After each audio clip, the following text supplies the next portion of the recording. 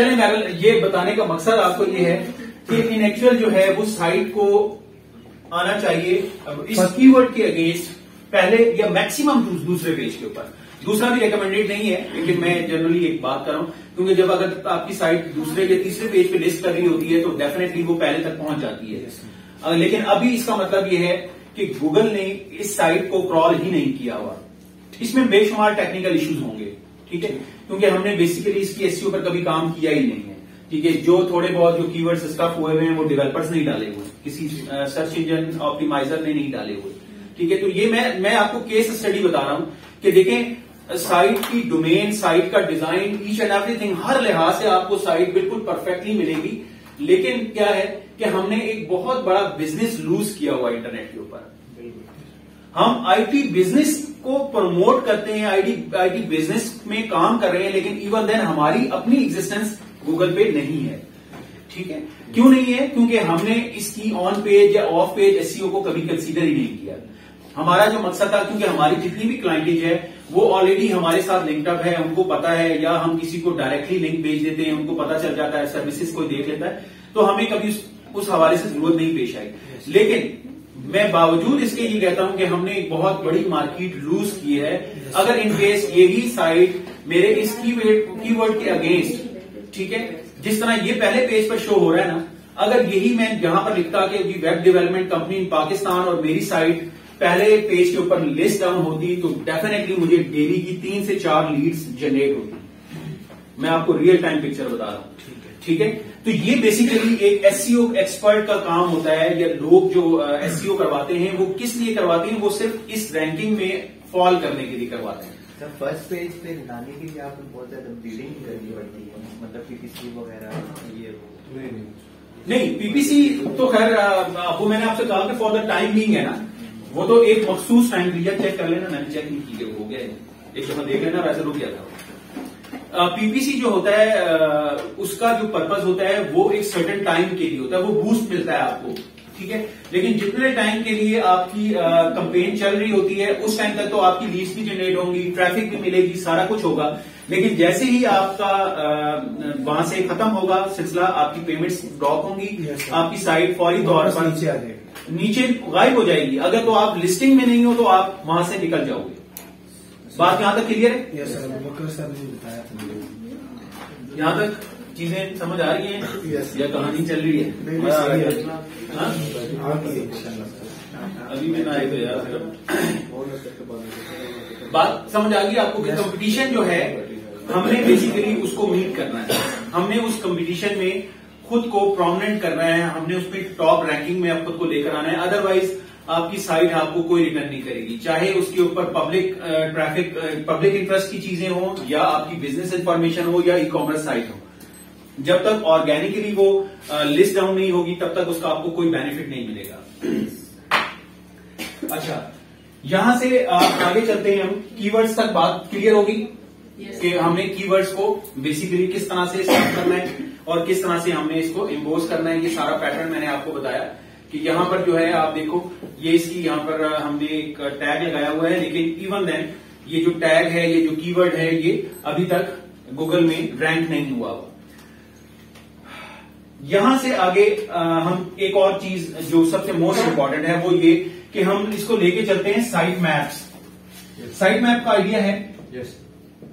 क्या होता है? एक्सएमएल साइट मैप्स और एचटीएमएल साइट मैप्स। जो एक्सएमएल साइट मैप्स होते हैं ये हेल्प करते हैं गूगल फॉर्म को क्रॉल करने के लिए, क्योंकि इसमें स्ट्रक्चर वेबसाइट में मौजूद होता है, किस तरह तैयार जाता है लेयर दर लेयर। ये वेबसाइट में मुख्तलिफ पेजेस हैं, फिर उनके पोस्ट और कैटेगरीज वगैरह। और एचटीएमएल साइट मैप जो है वो बेसिकली जो आपका रैंक पेज है उससे रिलेटेड होता है कि गूगल पे आया कि इसको कितनी रैंकिंग मिलनी चाहिए। अच्छा, बिल्कुल ठीक है। साइट मैप क्या चीज होती है इसके हवाले से अभी यहां तक मैंने आपको जो सारी चीजें बताई ना, ये इंफ्रास्ट्रक्चर है, साइट का पेज का इंफ्रास्ट्रक्चर है कि आपने टाइटल देना है वो 80 कैरेक्टर्स का होना चाहिए, ठीक है। 130 तक जो है वो आपका 145 कैरेक्टर्स तक आपकी डिस्क्रिप्शन होनी चाहिए, ठीक है। और इसी तरह आपकी जो इमेज है, इमेज के आर टैग्स जो है वो आपने यूज करने हैं, हर इमेज के साथ उसका एक आर टैग जो है वो आपने लगाना है। ये सारी चीजें इसी में एट द एंड सबसे जब आप एक अपना पूरा कंप्लीट एक पेज बना लेते हो, या आपकी कंप्लीट साइट की मैं बात करता हूं, जब आपकी साइट कंप्लीट होती है एसईओ के पॉइंट ऑफ व्यू से, तो हम लास्ट में एक फाइल जनरेट करते हैं, उसको हम कहते हैं sitemap.html या sitemap.xml। ये फाइल बेसिकली हेल्प आउट करती है किसी भी सर्च इंजन को, एक कंप्लीट समरी दे देती है कि इस साइट के ऊपर ये लिंक्स जो हैं ये मौजूद है। मसलन मेरी साइट के ऊपर अगर 15 लिंक्स हैं, ठीक है, 15 मेरी साइट के ऊपर लिंक्स हैं, या मेरी साइट के ऊपर 50 लिंक्स हैं या 200 लिंक्स हैं, तो बजाय ये कि मैं एक एक लिंक को जो है वो इंडेक्स कराऊं, मैं क्या करता हूं कि मैं एक फाइल जनरेट करता हूं। इसको हम कहते हैं ये फॉर्मेट है, ये जर्नल फॉर्मेट की साइट है, यानी ये जो फाइल जनरेट होती है sitemap.xml जो फाइल जनरेट होगी, ये आप अपने किसी प्लगइन से भी कर सकते हैं, ठीक है, और मुख्तलिफ साइट्स भी इसकी आपके पास अवेलेबल होती हैं। अगर मैं यहां पर लिखना चाहूं कि साइट मैप, ये देखें सबसे टॉप पर आपके पास आ गया जनरेटर, ठीक है, और ये क्या करते हैं XML की साइट की जनरेशन देखें आप किस तरह से होगी। मैं आपको इसका तरीकेकार बता देता हूं। यहां पर आप सिंपल ये लिखेंगे, बता रहा है आपको योर वेबसाइट URL,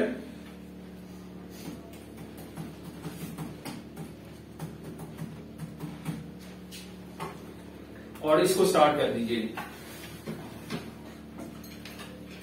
ठीक है, please wait we are crawling your website. अब ये पूरी साइट पर जितने भी लिंक्स होंगे, चाहे वो डायरेक्ट हैं इनडायरेक्ट हैं, ये क्या करेगा, उसकी पूरी एक समरी बना के एक फाइल बना के मुझे दे देगा, ठीक है, और मैं क्या करूंगा, मैं उस फाइल को इन एक्चुअल गूगल में इंडेक्स करवा दूंगा। अब गूगल में इंडेक्स कैसे होता है, गूगल में आप लोगों ने कौन कौन सी सर्विसेज यूज की हुई है सर्च के अलावा? गूगल की सर्च के अलावा भी बहुत सारी सर्विसेज है ना। गूगल की एडवर्टाइजिंग की सर्विसेज मैंने आपको बता दी, एडसेंस है, फिर इसी तरह आपको मैंने बता दिया कि गूगल की जो है वो एडवर्ड्स है, ठीक है। एडसेंस और एडवर्ड्स तो फर्क पता चल गया? नहीं पता चला? एडसेंस